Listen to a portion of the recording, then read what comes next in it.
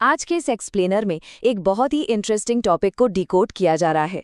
गर्मियों की छुट्टियों में पढ़ाई का एक ऐसा अल्टीमेट रोड मैप जो बिना किसी बर्नआउट के बेस्ट रिजल्ट्स दे सकता है। अक्सर ये सवाल उठता है कि इन छुट्टियों का सबसे इफेक्टिव तरीके से इस्तेमाल कैसे किया जाए।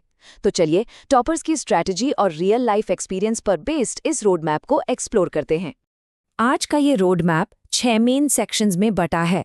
The big myth, quality over quantity, कमजोर विषयों पर फोकस, आदत बनाना, फेक पढ़ाई से बचना और किताबों से आगे की दुनिया।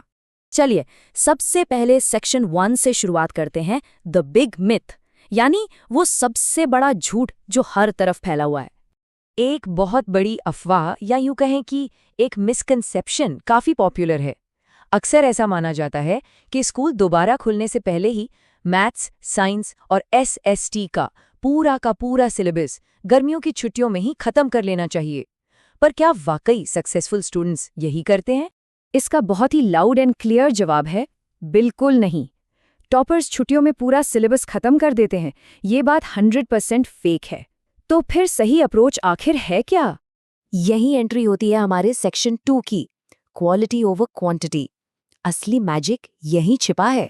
पूरी किताब को जल्दी जल्दी खत्म करने की रेस में भागने का कोई फायदा नहीं है। गोल हमेशा क्वांटिटी नहीं बल्कि क्वालिटी होना चाहिए। इसका मतलब है सिर्फ 3 या 4 चैप्टर्स ही पिक किए जाएं, लेकिन उन्हें इतने शानदार तरीके से समझा जाए कि वहां से कोई भी सवाल आ जाए तो उसे सॉल्व करने में 1 सेकंड का भी डाउट न हो। और ये क्वालिटी अचीव कैसे होगी? इसके लिए एक मैंडेटरी फ्लो है जिसे फॉलो करना ही होता है। सबसे पहले लेक्चर्स या वन शॉट्स देखना, फिर अपने खुद के नोट्स बनाना, उसके बाद एनसीईआरटी के सवाल लगाना और एंड में एक्स्ट्रा क्वेश्चंस की प्रैक्टिस करना। जब तक ये चारों स्टेप्स पूरे ना हो तब तक अगले चैप्टर पर जंप बिल्कुल नहीं करना है।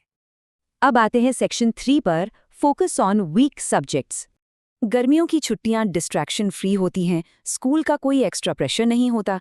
इसे एक रियल लाइफ स्टोरी से समझते हैं। एक स्टूडेंट जो 9th क्लास में मैथ्स में ऑलमोस्ट फेल हो रहा था, 80 में से सिर्फ 35 नंबर आते थे, लेकिन गर्मियों की छुट्टियों का स्मार्ट यूज किया गया। रोज 2-3 घंटे सिर्फ मैथ्स के बेसिक्स क्लियर करने में लगाए गए और नतीजा क्या निकला? 10वीं के बोर्ड एग्जाम्स में उस स्टूडेंट का मैथ्स में क्लास में सबसे हाईएस्ट स्कोर था। ये होती है समर वेकेशन की असली पावर। इसलिए सबसे क्रूशियल स्टेप है अपने सबसे कमजोर विषय को पहचानना, चाहे वो मैथ्स हो, साइंस हो, एसएसटी हो या फिर इंग्लिश। अगर इस गेम चेंजिंग टाइम का यूज उस वीक सब्जेक्ट पर फोकस करने के लिए नहीं किया गया तो सीरियसली वो सब्जेक्ट हमेशा के लिए एक वीकनेस ही रह जाएगा। नेक्स्ट है सेक्शन 4, हैबिट फॉर्मेशन। किताबों से एक लंबा ब्रेक लेने का एक बड़ा साइकोलॉजिकल इम्पैक्ट भी होता है। जरा इमेजिन करके देखते हैं, अगर कोई इंसान 2 साल तक क्रिकेट या फुटबॉल बिल्कुल न खेले और फिर अचानक मैदान पर उतरे तो क्या होगा? ऑब्वियसली वो अपनी फॉर्म खो चुका होगा और जो लोग लगातार खेल रहे हैं वो उससे बहुत आगे निकल चुके होंगे। पढ़ाई के साथ भी बिल्कुल यही मेंटल फ्रिक्शन काम करता है। अगर 1-1.5 महीने तक किताबें छुई भी नहीं तो पढ़ने की आदत पूरी तरह टूट जाती है। इसीलिए उस आदत को जिंदा रखने के लिए हर दिन बस 2 घंटे की सेल्फ स्टडी काफ़ी है। इससे जब स्कूल दोबारा खुलेंगे तो वापस ट्रैक पर आने में कोई स्ट्रगल फील नहीं होगा। अब बढ़ते हैं सेक्शन 5 की तरफ, फेक पढ़ाई से बचना।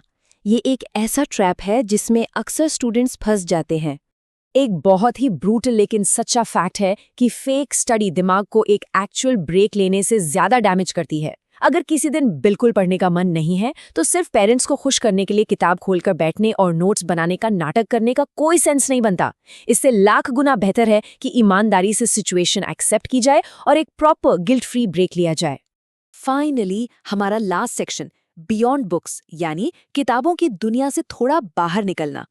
गर्मियों की छुट्टियां लाइफ के सबसे अनमोल टाइम में से एक होती हैं, इसलिए सारा टाइम सिर्फ बुक्स में नहीं देना है।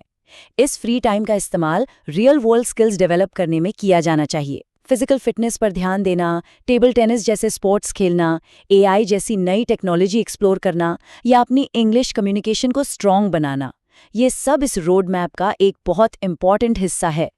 तो क्या गेम्स खेलना गलत है? बिल्कुल नहीं। दिन में 1-8 घंटा फ्री फायर जैसे मोबाइल गेम्स खेलना एकदम चिल है, बशर्ते दिन के 2 घंटे सेल्फ स्टडी के लिए और बाकी का टाइम नई स्किल्स और रिलैक्स करने के लिए सही से डिवाइड किया गया हो। ये पूरा का पूरा बैलेंस का खेल है। और यहाँ एक बहुत ही डीप बात याद रखने वाली है। एडल्ट्स को यानी पेरेंट्स को कोई समर वेकेशन नहीं मिलता।